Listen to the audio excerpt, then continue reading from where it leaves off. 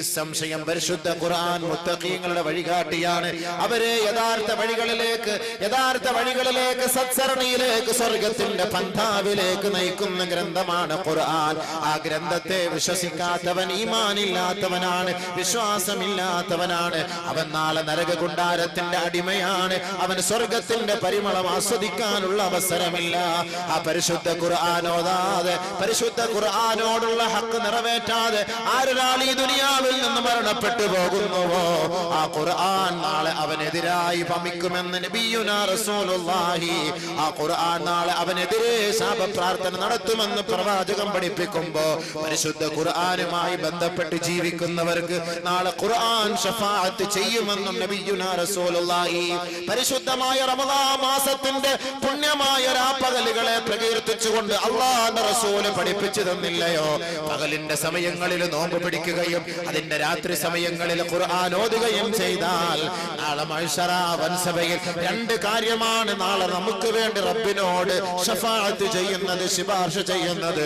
ഒന്ന്, പകലിന്റെ സമയത്തുള്ള നോമ്പ് നമുക്ക് വേണ്ടി ശുപാർശ ചെയ്യുമത്രേ. രണ്ട്, പാതിരാ സമയത്ത് ഉറക്കമിളിച്ചുകൊണ്ട് ഖുർആൻ പാരായണം നടത്തിയാൽ ആ ഖുർആൻ നമുക്ക് വേണ്ടി ശുപാർശ ചെയ്യുമെന്ന് നബിയുനാ റസൂലുള്ളാഹി.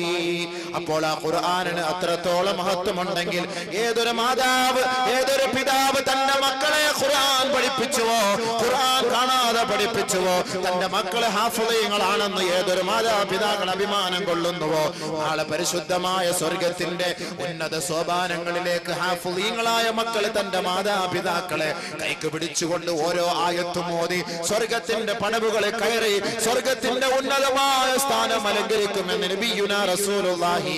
വെറുതെയല്ല, വലതുഭാഗത്ത് തന്റെ ഉപ്പാന്റെ കൈ പിടിക്കുമ്പോ ആ ഉപ്പാന്റെ നരകം തലയിൽ താജെന്ന കിരീടമാ. ഇടത് ഭാഗത്ത് തന്റെ ഉമ്മാന്റെ കൈക്ക് പിടിച്ചുകൊണ്ട് നടുക്ക് നിന്നുകൊണ്ട് ഹാഫിളായ തന്റെ മക്കള്, തന്റെ മാതാപിതാക്കളെ തൊളിച്ചു കൊണ്ടുപോകുമ്പോ ഉപ്പാക്കും ഉമ്മാക്കും ഒരു കിരീടം സമ്മാനിക്കപ്പെടുമെന്നും ആ കിരീടത്തിന്റെ അവകാശികളായി ഹാഫിളായ തന്റെ മക്കളുടെ നേതൃത്വത്തിൽ സ്വർഗത്തിന്റെ ഉന്നതമായ സ്ഥാനമാനം അലങ്കരിക്കുകയും ചെയ്യുമെന്ന് അല്ലാഹുവിന്റെ റസൂല് പഠിപ്പിച്ചുവെങ്കിൽ പരിശുദ്ധ ഖുർആൻ കാണാതെ പഠിച്ചുകൊണ്ട് ഖുർആനിന്റെ വഴികളെ തെരഞ്ഞെടുത്തവർക്ക്, ഖുർആനിന്റെ വാക്കുകളെ സ്വീകരിച്ചവർക്ക്, ഖുർആനിന്റെ ഉള്ളടക്കങ്ങളെ അംഗീകരിച്ചവർക്ക് അവന്റെ മയ്യത്ത് ഖബറിലേക്ക് കൊണ്ടുവയ്ക്കപ്പെട്ട് കഴിഞ്ഞാൽ ആ ഖബറിനെ, ആ മണ്ണ് ആ മയ്യത്തിനെ വേദനിപ്പിക്കുകയില്ല. പരിശുദ്ധ ഖുർആനാണിത്, ഖുർആനിന്റെ ഉള്ളടക്കമാണിത്, ഖുർആനിന്റെ സൂക്തങ്ങളാണിത്, ഖുർആനിന്റെ വചനങ്ങളാണിത്. ഈ ഖുർആൻ അല്ലാഹുവിന്റെ ഗ്രന്ഥമാണ്, അല്ലാഹുവിന്റെ സത്യസന്ദേശമാണിത്. ദിവ്യ സന്ദേശമായ ഖുർആനിനെ വേദനിപ്പിക്കാൻ ആ ഖബറുകൾ തയ്യാറാവുകയില്ല. അല്ല എങ്കിൽ ഒരു മനുഷ്യനെ പോലും ഖബർ വെറുതെ വിടുകയില്ല, ഒരാളെ പോലും ഖബർ വെറുതെ വിടുകയില്ല. ഒരു പൊന്നുമോൾ, ഒരു കുഞ്ഞുമോൾ, ഒരു കൊച്ചുകുട്ടിയെ അല്ലാഹുവിന്റെ റസൂല് ഖബറടക്കം ചെയ്തതിനു ശേഷം ആ ഖബറിന്റെ ഓരത്ത് നിന്ന് നിറ കണ്ണുകളോട് ലോകത്തോട് വിളിച്ചു പറയുകയാ, ഇന്നലിൽ ഖബരി ലമ്മാ. തീർച്ചയായും ഖബറിനൊരു ഞെരുക്കമുണ്ട് സ്വഹാബത്തെ, ഖബർ ഞെരുക്കും സ്വഹാബത്തെ. ലൗ കാന അഹദുൻ മിൻഹാ നാജിയാ ലകാന ഹാദാ സബീ. ആരെയെങ്കിലും ഖബർ വെറുതെ വിടുമായിരുന്നെങ്കിൽ, ആരെയെങ്കിലും ഖബർ ഞെരുക്കാതെ വെറുതെ വിടുമായിരുന്നെങ്കിൽ ലകാന ഹാദാ സബീ, ഈ പൊന്നുമോനെ ഖബർ വെറുതെ വിടുമായിരുന്നു. അതുകൊണ്ട് സ്വഹാബത്തെ ഖബർ വെറുതെ വിടുകയില്ല, ഒരാളെ പോലും ഖബർ വെറുതെ വിടുകയില്ല. ആ സാഹചര്യത്തിൽ പരിശുദ്ധ ഖുർആൻ ആരൊരാൾ മനപ്പാഠം ചെയ്തുകൊണ്ട് ആ ഖുർആനിന്റെ വഴികളെ സ്വീകരിച്ചുകൊണ്ട് ഈ ദുനിയാവിൽ ജീവിച്ചു മരിക്കുന്നുവോ ആ വ്യക്തിയുടെ ഖബർ സ്ഥാനത്തിലേക്ക് ആ ശരീരത്തെ അടക്കം ചെയ്യപ്പെട്ട് കഴിഞ്ഞാൽ ആ ശരീരത്തെ മണ്ണ് ഒന്നും ചെയ്യുകയില്ല, ഖബർ ഒന്നും ചെയ്യുകയില്ല. കാരണം അത് അല്ലാഹുവിന്റെ ഖുർആന്റെ സന്ദേശങ്ങളാ. അതുകൊണ്ട് ഖുർആനിന് അത്രത്തോളം മഹത്വമുണ്ടെങ്കിൽ ആ പരിശുദ്ധ ഖുർആൻ പർവ്വതത്തിന്റെ മുകളിലേക്ക് ഇറക്കപ്പെട്ട് കഴിഞ്ഞാൽ പർവ്വതം തവിട് പൊടിയായി പോകുമെന്ന് പരിശുദ്ധ ഖുർആൻ പ്രഖ്യാപിക്കുകയാ. ലൗ അൻസൽനാ ഹാദൽ ഖുർആന അലാ ജബലിൻ ലറഅയ്ത ഖാശിഅൻ മുതസദ്ദിആ خاشعا متصدعا من خشية الله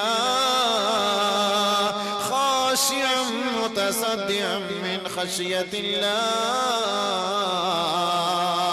പരിശുദ്ധ ഖുർആനിന്റെ ആയത്തുകളെങ്ങാനും പർവ്വത സാനുക്കളുടെ മുകളിലേക്ക് ഇറക്കപ്പെട്ട് കഴിഞ്ഞാൽ പരിശുദ്ധ ഖുർആനിനോടുള്ള ഭവ്യത ഓർത്തുകൊണ്ട്, പരിശുദ്ധ ഖുർആനിനോടുള്ള ഹക്ക് ഓർത്തുകൊണ്ട്, പരിശുദ്ധ ഖുർആനിനോടുള്ള ബാധ്യതകളെ തനിക്ക് നിറവേറ്റാൻ കഴിയാതെ വന്നുകൊണ്ട് ആ പർവ്വതങ്ങൾ പോലും തകർന്ന് തരിപ്പണമാകുമെന്ന് ഖുർആൻ പ്രഖ്യാപിക്കുമ്പോ ആ പരിശുദ്ധ ഖുർആനിന്റെ മഹത്വം മനസ്സിലാക്കണമേ മാനവലോകമേ.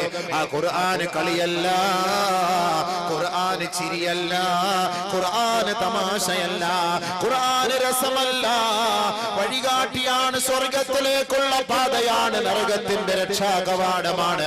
സ്വർഗത്തിലേക്കുള്ള പാതയാണ്, നരകത്തിന്റെ മറയാണ് ഖുർആൻ. ആ ഖുർആനാണ് ലോകത്തോട് പ്രഖ്യാപിക്കുന്നത്, വിശ്വാസികളെ, യാ അയ്യുഹല്ലദീന ആമനൂ, ഏ സത്യവിശ്വാസികളെ, ലാ യസ്ഖർ ഖൗമും മിൻ ഖൗം, ഒരു സമുദായവും അടുത്ത സമുദായത്തെ ആക്ഷേപിക്കല്ലേ, പരിഹസിക്കല്ലേ, കളിയാക്കല്ലേ, നിന്ദിക്കരുതേ. ഹബീബായ റസൂലുള്ളാഹി തങ്ങളെ വേദനിപ്പിച്ചവരാണല്ലോ മക്കക്കാരായ കുഫാറുകൾ. തായിഫിന്റെ തെരുവോരങ്ങളിൽ അല്ലാഹുവിന്റെ റസൂൽ പോയപ്പോ പരിശുദ്ധ പ്രവാചകൻ ഒരു തുള്ളി വെള്ളം പോലും കൊടുക്കാതെ അല്ലാഹുവിന്റെ റസൂലിനെ വേദനിപ്പിച്ച ധിക്കാരി വർഗം ഹബീബായ തങ്ങളുടെ മുബാറക്കായ ശരീരത്തിലേക്ക് കല്ലുകൾ വലിച്ചെറിഞ്ഞില്ലേ? അല്ലാഹുവിന്റെ റസൂലിന്റെ ശരീരത്തിൽ നിന്ന് രക്തം ധാരധാരയായി ഒഴുകുമ്പോ തായിഫിന്റെ മണ്ണിലെങ്ങാനും ഹബീബായ തങ്ങളുടെ മുബാറക്കായ രക്തം വീണുപോയാൽ തായിഫിനെ അല്ലാഹു തആല തകിടം മറിക്കുമെന്നതിൽ രണ്ടർത്ഥമില്ല, സംശയമില്ല. പക്ഷേ ലോകത്തിന്റെ കാരുണ്യവാൻ, ലോകത്തിന്റെ വിപ്ലവം, ലോകത്തിന്റെ വസന്തം, മാനവ ജീവിതത്തിന്റെ മുന്നിലെ വഴികാട്ടിയായ മുഹമ്മദ് മുസ്തഫ സല്ലല്ലാഹു അലൈഹി വസല്ലമ തങ്ങളെ വേദനിപ്പിച്ച തായിഫിന്റെ മക്കൾക്കെതിരെ ശാപപ്രാർത്ഥന നടത്താൻ അല്ലാഹുവിന്റെ റസൂൽ തയ്യാറായില്ല സഹോദര. അല്ലാഹുവിന്റെ റസൂലിന്റെ ശരീരത്തിൽ നിന്ന് നിർഗളിക്കുന്ന രക്തത്തിന്റെ തുള്ളി ഹബീബായ തങ്ങൾ ഒരു തുണി കൊണ്ട് തുടച്ചു മാറ്റുകയാ. ബഹുമാനപ്പെട്ട സ്വഹാബത്ത് പറഞ്ഞില്ലേ, ലൗ ലഅൻതഹും യാ റസൂലല്ലാഹ്, നബിയെ അങ്ങയെ വേദനിപ്പിച്ചവരാണിവർ, അങ്ങയെ വേദനിപ്പിച്ചവരാണിവർ, അങ്ങയെ പീഡിപ്പിച്ചവരാണിവർ, അങ്ങയുടെ മുതുകത്ത് ചവിട്ടിയവരാണിവർ, അങ്ങയുടെ മുഖത്തടിച്ചവരാണിവർ, അങ്ങയുടെ പല്ലടിച്ചു കൊഴിച്ചവരാണ്, അങ്ങയ്ക്ക് ദാഹജലം പോലും തരാതെ ഉപരോധം ഏർപ്പെടുത്തിയവരാണ്. ലൗ ലഅൻതഹും യാ റസൂലല്ലാഹ്, അവരെ ശപിക്കൂ നബിയേ, അവരെ ശപിക്കൂ നബിയേ, ശാപപ്രാർത്ഥന നടത്തൂ നബിയേ, അവരെ ആക്ഷേപിക്കൂ നബിയേ, അവരെ അധിക്ഷേപിക്കൂ നബിയേ. അല്ലാഹുവിന്റെ റസൂലിനോട് സഹാബത്ത് പറഞ്ഞപ്പോ മാ ബുഇസ്തു ലഅനാ ഇന്നമാ ബുഇസ്തു റഹ്മതൻ,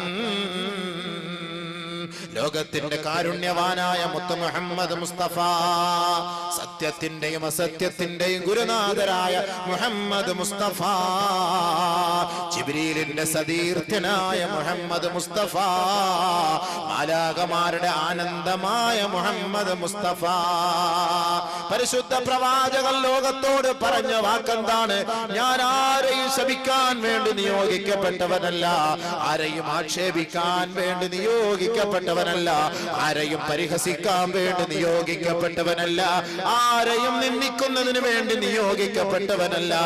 ഇന്നമാ ബുഇസ്തു റഹ്മതൻ ലിൽ ആലമീൻ, ലോകങ്ങളുടെ മുഴുവനും രക്ഷയും, ലോകങ്ങളുടെ മുഴുവനും സത്യവും, ലോകങ്ങളുടെ മുഴുവനും ഉദാരതയും, ലോകങ്ങളുടെ മുഴുവനും കാരുണ്യവും, ലോകങ്ങളുടെ മുഴുവനും വസന്തവും, ലോകങ്ങളുടെ ഐക്യവും, ലോകങ്ങളുടെ സാഹോദര്യവും, ലോകങ്ങളുടെ സഹിഷ്ണുതയുമാണ് ഞാനെന്ന് ഹബീബായ റസൂലുള്ളാഹി തങ്ങൾ പരിശുദ്ധമായ ഹിജാസിന്റെ മണ്ണിൽ വെച്ച് പറഞ്ഞെങ്കിൽ ആ നബി തങ്ങളുടെ നാവിലൂടെ നമുക്ക് അല്ലാഹു അറിയിച്ചു തന്ന ഖുർആനിലൂടെയാ പറയുന്നത്, ലാ യസ്ഖർ ഖൗമും മിൻ ഖൗം, ഒരാളും മറ്റൊരാളെ ആക്ഷേപിക്കരുത്, അധിക്ഷേപിക്കരുത്, കളിയാക്കരുത്, പരിഹസിക്കരുത്.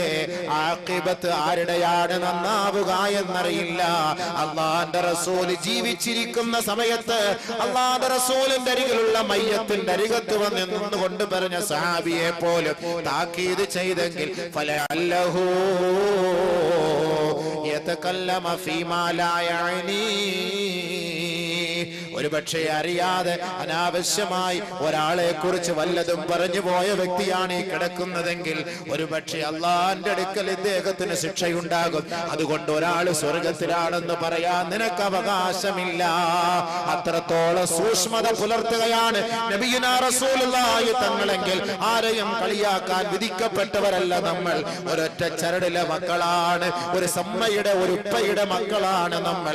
ഏതൊരു ഇമാമിനെ പിൻപറ്റിക്കൊണ്ട് നമസ്കരിക്കുന്നുവോ ലോകത്ത് എത്രയെത്ര പ്രത്യയ ശാസ്ത്രങ്ങളുണ്ട്, ലോകത്ത് എത്രയെത്ര മതകാര്യ വകുപ്പുകളുണ്ട്, ലോകത്ത് എത്രയെത്ര മതങ്ങളുണ്ട്, ലോകത്ത് എത്രയെത്ര മത നേതാക്കളുണ്ട്, ലോകത്ത് എത്ര ബുദ്ധവിഹാരങ്ങളുണ്ട്, എത്ര ഗുരുദ്വാരകളുണ്ട്, എത്ര അമ്പലങ്ങളുണ്ട്, എത്ര ചർച്ചുകളുണ്ട്. ഇവിടെയൊന്നും കാണാൻ കഴിയാത്ത ജനകീയ ജനാധിപത്യത്തിന്റെ വർണ്ണഭംഗിയാണ് പരിശുദ്ധമായ പള്ളികളിൽ മുഴങ്ങിക്കേൾക്കുന്നത്.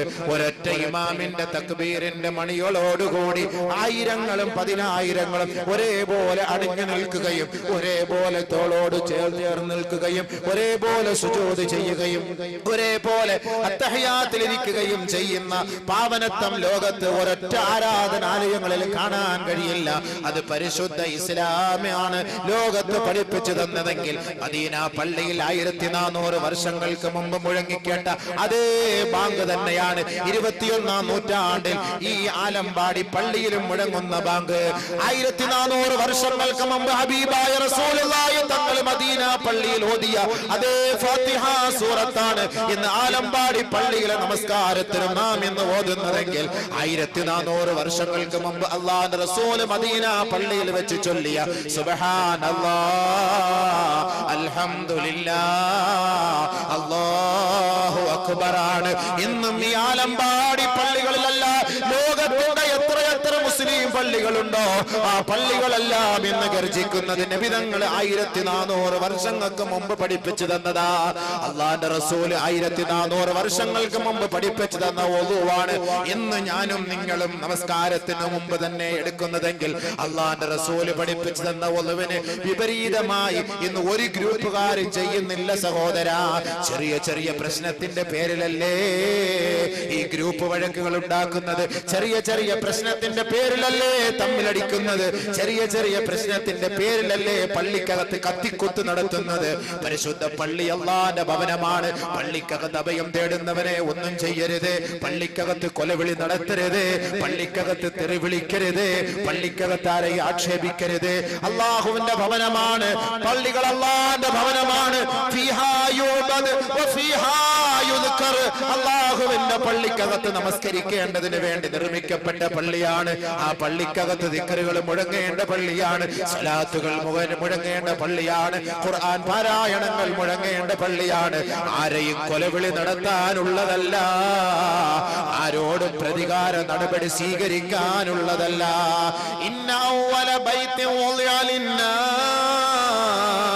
ലല്ലദീ ബിബക്കത മുബാറകൻ വഹുദൻ ലിൽ ആലമീൻ. പരിശുദ്ധമായ കഅബ എന്ന ആരാധനാലയമുണ്ടല്ലോ, ലോകത്ത് ആദ്യമായിട്ട് സുജൂദ് ചെയ്യാൻ വേണ്ടി അല്ലാഹു ലോകത്തിന്റെ മുന്നിൽ നിർമ്മിച്ചു കൊടുത്ത കഅബയാണല്ലോ. ഇന്ന് ലക്ഷങ്ങൾ ആ കഅബയെ വലയം ചെയ്തുകൊണ്ടിരിക്കുമ്പോ ഫമൻ ദഖലഹു കാന ആമിനാ. ആ കഅബയ്ക്കകത്തേക്ക് ഒരാൾ കടന്നു വന്നിട്ട് എന്നെ രക്ഷിക്കണേ എന്ന് പറഞ്ഞാൽ അവനെ ഒന്നും ചെയ്യരുതേ, അവനെ വെറുതെ വിടണമേ. ആ കഅബയ്ക്കകത്തേക്ക് കയറി വന്ന് ആരെങ്കിലും സഹായം തേടിയാൽ അവനെ സംരക്ഷിക്കണമേ, അവനെ വേദനിപ്പിക്കരുതേ എന്ന് പഠിപ്പിച്ച പരിശുദ്ധ ഇസ്ലാമിന്റെ പ്രത്യേക ശാസ്ത്രം. ഈ ആലമ്പാടി പള്ളിയിൽ നിന്ന് ആ കഅബയിലേക്ക് നോക്കിയാണ് തിരിഞ്ഞ് നമസ്കരിക്കുന്നത്. കൊല്ലം ജില്ലയിലെ പത്തനാപുരത്തെ പള്ളിയിൽ നിന്ന് നമസ്കരിച്ചാലും ആ കഅബയിലേക്ക് നോക്കിയാണ് നമസ്കരിക്കുന്നത്. ഫലസ്തീനിന്റെ മക്കളെ, അവരും ഇന്ന് നമസ്കരിക്കുന്നത് കഅബയിലേക്ക് നോക്കിക്കൊണ്ടാ. ഇറാഖിന്റെ മക്കളും കുവൈറ്റിന്റെ മക്കളും മൊറോക്കോയുടെ മക്കളും ന്യൂയോർക്കിലെ മക്കളും എന്ന് അല്ലാഹയെ വിളിക്കണമെങ്കിൽ ആ കഅബയിലേക്ക് നോക്കിക്കൊണ്ടാണ് നമസ്കരിക്കുന്നതെങ്കിൽ ആ കഅബയ്ക്കകത്ത് അല്ലാഹു വെച്ച തീരുമാനം എന്തെന്നറിയുമോ? ആ കഅബയിലേക്ക് ആരെങ്കിലും വന്ന് അഭയം തേടിയാൽ അവനെ വേദനിപ്പിക്കരുത്.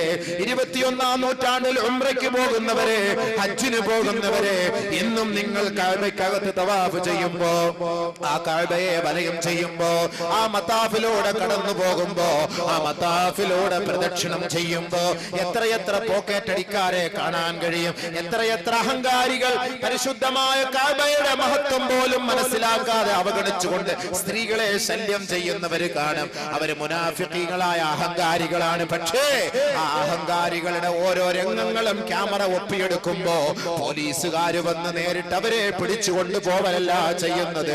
ആ അഹങ്കാരികളോടൊപ്പം അവർ ആ കഅബയെ വലയം ചെയ്യുകയാ. ആ അഹങ്കാരി അറിയുന്നില്ല എന്റെ പിന്നില് പോലീസ് ഉണ്ട്, എന്നെ വാച്ച് ചെയ്യുന്നുണ്ട്, എന്റെ പ്രവർത്തനം വീക്ഷിക്കുന്നുണ്ട്. പോലീസ് പോലും അറിയുകയില്ല. ജനങ്ങളുടെ ഇടയിലേക്ക് ആ അഹങ്കാരിയെ, ആ കള്ളനെ, നെറികെട്ടവനെ മെല്ലെ മെല്ലെ തള്ളി തള്ളി ആ മതാഫിൽ നിന്ന് പുറത്തേക്ക് കൊണ്ടുവന്നിട്ടാണ് അറസ്റ്റ് ചെയ്യുക. ആ കഅബയുടെ ഓരത്ത് വെച്ച് ഒരാളെ പോലും അറസ്റ്റ് ചെയ്യുകയില്ല. കാരണം അല്ലാഹുവിന്റെ ഖുർആൻ പ്രഖ്യാപിക്കുകയാണ്, ഫമൻ ദഖലഹു കാന ആമിനാ. ആരൊരാളെ കഅബയുടെ മുറ്റത്തേക്ക് കടന്നു വന്നാൽ അവന് പരിപൂർണ സംരക്ഷണം നൽകണേ, പരിപൂർണ സംരക്ഷണം നൽകണേ.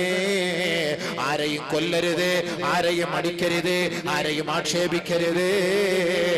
വേട്ടയാടപ്പെടുന്ന മൃഗങ്ങൾ വന്നാൽ പോലും ആ അവറ്റകളെ നിങ്ങൾ വേട്ടയാടരുത്. ഇത് പഠിപ്പിച്ച ഖുർആനാണ്. പള്ളിക്കകത്ത് അഹങ്കാരങ്ങളും ശബ്ദകോലാഹലങ്ങളും ഉയർത്തരുത്. ഇത് അള്ളാന്റെ വീടാണ്, അള്ളാന്റെ വീടാണ്. അതിന് മഹത്വമുണ്ട്, അതിന് മഹത്വമുണ്ട്. അത് ആരുടെയും പ്രതികാര നടപടി സ്വീകരിക്കാനുള്ള സ്ഥലമല്ല. പരിശുദ്ധ പ്രവാചകം പഠിപ്പിച്ചത്, ആർക്കെങ്കിലും വിഷമങ്ങളും പ്രയാസങ്ങളും ഉണ്ടാകുമ്പോ പള്ളിയെ സമീപിക്കണമേ, പള്ളിക്കകത്ത് കയറി 2 റക്അത്ത് നമസ്കരിക്കണമേ. നിങ്ങളുടെ ആവലാദികളും വേവലാദികളും ആ പള്ളിക്കകത്ത് വെച്ച് റബ്ബിനോട് പറയണമേ.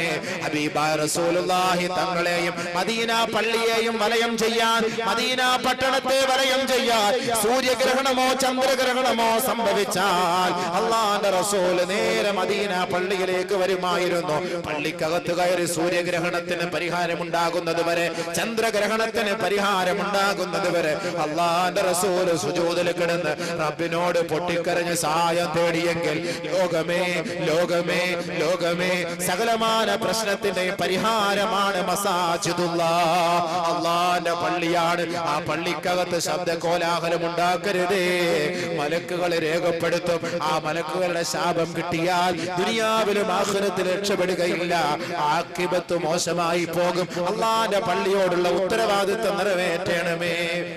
അതുകൊണ്ട് ഖുർആൻ പഠിപ്പിക്കുകയാണ്, യാ അയ്യുഹല്ലദീന ആമനൂ ലാ യസ്ഖർ ഖൗമും മിൻ ഖൗം അസാ യകൂനൂ ഖൈറൻ മിൻഹും വലാ നിസാഉം